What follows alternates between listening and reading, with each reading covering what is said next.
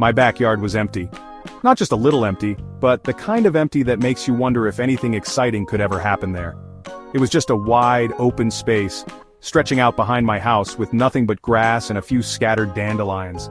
Sometimes I'd stand at the back door and stare out, imagining what it could be, but all I saw was a blank canvas waiting for something, anything, to happen. Just a big patch of grass. Boring.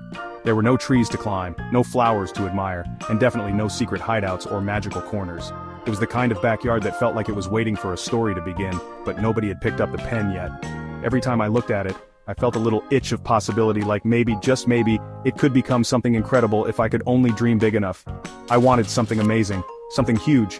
I didn't want just another swing set or a boring old sandbox. I wanted to create something that would make people stop and stare, something that would make my backyard the talk of the neighborhood. Then, one afternoon, as I sat in the grass and let my mind wander, I had an idea. What if I built a miniature city? Not just any city, but my own city filled with skyscrapers, parks, and all the things I loved about real cities. I could see it in my mind. Tiny streets winding between tall buildings, little parks with benches, maybe even a river running through it. The possibilities were endless, even a tiny Eiffel Tower. Why not? If I was going to dream, I might as well dream big. I could add famous landmarks from around the world, all shrunk down to fit in my backyard. Maybe a little Statue of Liberty, or a mini Sydney Opera House. My city could be a place where anything was possible, where imagination ruled, and every corner held a new surprise. I started to picture what it would look like, how the buildings would rise up from the grass, how the lights would twinkle at night, and how friends and family would come over just to see what I'd created. I could already picture it, all lit up at night. This was going to be epic. The city would come alive after sunset, with little lights in every window and glowing street lamps lining the tiny roads. I imagined the excitement of flipping the switch and watching my backyard transform from an ordinary patch of grass into a magical cityscape. It would be a place for stories and adventures, a place where my imagination could run wild. I could invite my friends over for nighttime tours, and we could invent new games and stories in the glow of the miniature skyline. This wasn't just about building, this was about creating a whole world. Every little detail would matter. The color of the rooftops, the shape of the windows, the layout of the streets. I wanted my city to feel real, like a place you could step into and explore. I thought about adding tiny people, little cars, maybe even a miniature zoo or a sports stadium. The more I planned, the more excited I became. This was my chance to turn an empty backyard into a place full of life and adventure, a place where dreams could come true. I grabbed my notebook and pencils. Time to design my dream city. I started sketching out ideas, drawing buildings and parks, planning where everything would go. Each page filled up with possibilities, and I could feel my backyard starting to come alive, even if it was just on paper for now. This was the beginning of something amazing, a big backyard dream that was finally ready to come true. Every great city starts with a plan. I needed one too. Before a single brick is laid or a single road is paved, there's always a vision, a dream of what could be. I sat outside, notebook in hand, letting my imagination run wild. What would my city look like? Would it be bustling and modern or peaceful and green? I started by sketching out the heart of my city, thinking about where people would live, work, and play. I imagined families walking down tree-lined streets, kids riding bikes, and neighbors chatting on their porches. The possibilities felt endless, and every line I drew brought my city one step closer to reality. My city needed roads, lots of them. Roads are like the veins of a city, connecting every corner and making sure people can get where they need to go. I thought about how traffic would flow, where the busiest intersections would be, and how to make sure no one got stuck in a jam. I arranged tiny model roads on my table, moving them around until everything fit just right. I even imagined what it would be like to drive through my city, turning corners and stopping at traffic lights. Each road I added made my city feel more alive, more connected and more real. I drew winding streets and big avenues, some streets twisted and turned, perfect for quiet neighborhoods, while others stretched wide and straight, ready for busy traffic and city buses. I made sure to include shortcuts and roundabouts, imagining how people would find the fastest way home or take a scenic route just for fun. I paid attention to every detail, from the width of the sidewalks to the placement of crosswalks. I wanted my city to be easy to navigate whether you were walking, biking, or driving. Each street had its own character, and together they formed a network that would bring my city to life. Next up, buildings. Tall skyscrapers, cozy houses, even a fire station. I pictured a skyline filled with glass towers, their windows reflecting the sun. I placed tiny houses with colorful roofs, imagining families moving in and making memories. I added a fire station, knowing every city needs heroes ready to help in an emergency. I thought about where people would shop, where they'd go to school, and where they'd gather with friends. Each building had a purpose, and together they created a vibrant, bustling community. I wanted my city to feel alive, with something new to discover around every corner. Every city needs a park, a place for many people to relax. Parks are the lungs of a city, offering fresh air and open space for everyone to enjoy. I imagined families having picnics, kids playing tag, and friends meeting under shady trees. I added benches for people to sit and watch the world go by, and winding paths for morning joggers. I wanted my park to be a place where everyone felt welcome, a green oasis in the middle of the city's hustle and bustle. It would be a place for laughter, for quiet moments, and for making memories. I sketched a green space with a tiny pond. I pictured ducks swimming, children feeding them, and people reading books by the water's edge. I added flower beds bursting with color, and tall trees that would provide shade on hot summer days. I even planned a little playground complete with swings and a slide.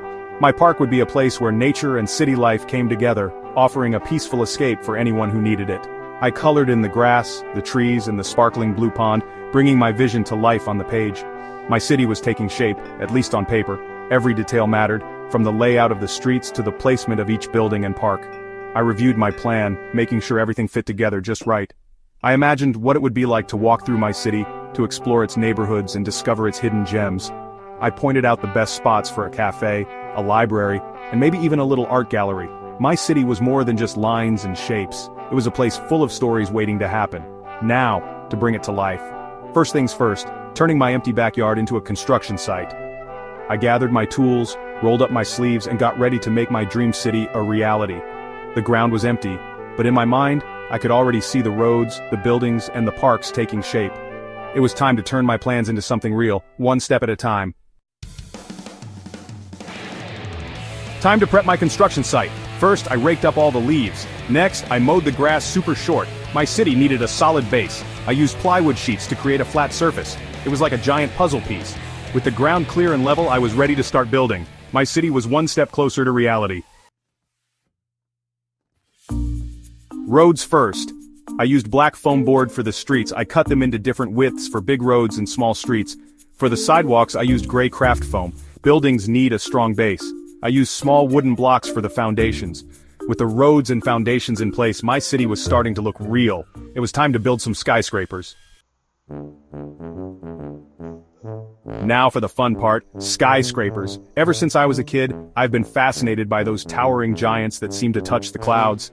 Today, I finally got to bring that dream to life, right in my own backyard. I wanted to see if I could recreate the magic of a city skyline using nothing but cardboard, tape, and a little bit of imagination. The challenge was on, and I was ready to build big. I started by gathering as many cardboard boxes as I could find. Big ones, small ones, even some that were a little bit squished. Each box became a building block for my skyscrapers.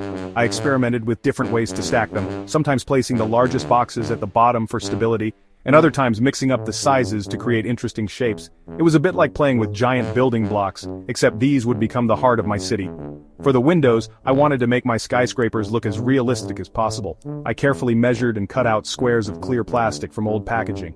Each window was glued into place, giving the buildings a shiny, glassy look. It was amazing how just a few pieces of plastic could transform a plain cardboard box into something that looked like a real office tower. I even drew window frames with a marker to add extra detail. But I didn't stop there. I wanted my skyscrapers to have character, so I added balconies using small pieces of cardboard. Each balcony was carefully cut, folded, and glued in place. Some buildings got awnings over their doors, while others had tiny cardboard doors and even rooftop patios. These little touches made each skyscraper unique, just like in a real city where every building has its own story. As I kept building, my city started to grow taller and taller. With every new tower, the skyline changed. I even added antennas and spires to the tops of some buildings, just like the real skyscrapers downtown. Watching my city rise up, piece by piece, was incredibly satisfying. It felt like I was the architect of my own little world. I made sure to build different types of buildings, not just skyscrapers. My city needed variety, so I created smaller apartment buildings, little shops, and even a few houses. I arranged them around the base of the tall towers, just like you'd see in a real city. This mix of big and small buildings made the whole scene feel more alive and realistic.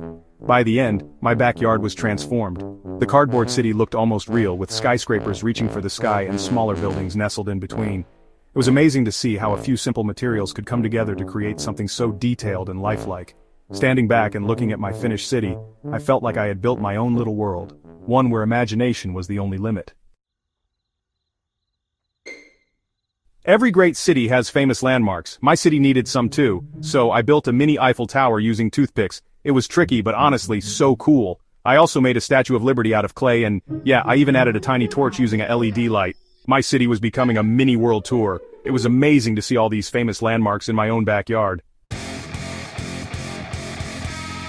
Time for the details. I added tiny toy cars to the roads. I made trees using green pipe cleaners and glued them to the ground. For streetlights, I used LED lights glued to toothpicks. These small details made a big difference. My city was really coming to life. As the sun went down, it was time to light up my city. I used LED strip lights under the buildings and they cast a warm glow on the streets. I also added tiny lights inside some of the buildings. My city looked magical at night. The twinkling lights brought it to life in a whole new way. Standing back, I couldn't believe it. My empty backyard had transformed into a miniature metropolis. It had everything: skyscrapers, parks, even famous landmarks. I felt so proud. Building this city was hard work, but so rewarding. It taught me that with a little imagination and a lot of effort, anything is possible.